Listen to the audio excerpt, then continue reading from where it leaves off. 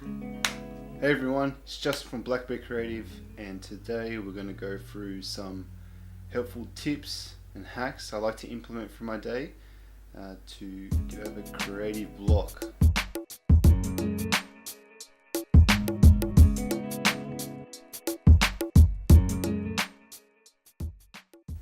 So if you're a creative person, then you know that creativity is not like a tap. You can't just turn it on and turn it off whenever you please. It does dry up, and then you're about as useful as a potato. First thing is to be aware of what type of creative block you're experiencing, and then from there find the best strategy for that particular type. The different types of creative blocks are the mental block, which is the most common. So this is when you're overthinking about a particular problem and keep coming up with the same solution that doesn't work. The second one is the emotional block, which is how the project makes you feel or the overwhelming feeling that the project brings. The other one is personal, so the outside factors that affect how you work, how you think, whether they be negative or positive. And communication or lack of communication being passed down from the client to the designer. So the first thing I like to do is sketch. So just sketching down things, writing down notes, everything that's in my head. I just like to put it down, on a piece of paper, and just explore multiple ideas really quickly, scrap out all the bad ones, and hopefully one of those ideas will give me that breakthrough I need to get rid of that creative block. So the second thing I like to do is do the opposite. So if I'm working on a project and I feel like I've got that creative block coming, then I immediately stop what I'm doing, switch projects, or do something else that involves a whole nother set of skills. If I have time, then I'll leave a project overnight, sleep on it, and look at it in the next morning with fresh eyes. So the goal is to fire up your brain's pathways. Your brain is programmed to do the default, so the thing that worked last time. So the goal is to try and shake that up, and the good way of doing this is simple things like taking a new route to work, going for a walk in an unfamiliar place, or my personal favorite, which is trying something new to eat. The third one is relax. Not always easy when you've got multiple projects you've got to handle, or you've got multiple deadlines you've got to complete.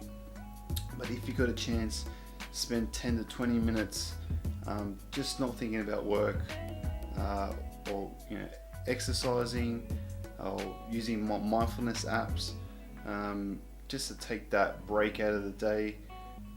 Put yourself in a calm, relaxed state of mind. You always hear about people coming up with the best ideas while they're in the shower. While you're in that relaxed state of mind, apparently it's called the alpha state of mind. So, which pretty much means the neurons in your brain are charged up and firing off into different parts of the brain. So it's more likely to come up with a new solution to a creative problem that you're having. So the fourth one is conceptual blending. We tend to build walls that segment our concepts and ideas, but these same walls limit our thinking and our solutions to problems. So picking free, random concepts, ideas, it can be objects, animals, anything you can think of, and then either through drawing or writing a story, a narrative or something, just mash these all together, find relationships between each one and how they would work in one cohesive idea. So this forces you to think outside the box, and breaking down patterns of logical thinking. So the final one is talk more. Get as much information as you can from the client at the beginning of the project. Nothing stifles creativity with lack of valuable knowledge, because it doesn't allow you to find the underlying problem or the creative problem in the first place. Discuss your frustrations with a colleague, work colleague, or anyone who will listen. So they don't have to have expertise in that area, what you're talking about. They just need to be willing to listen and willing to give honest feedback. It forces you to articulate your problem and makes you break down your own thought process while you're explaining to this person. So don't panic if you have creative block. It's very normal, very common, happens to the best of us.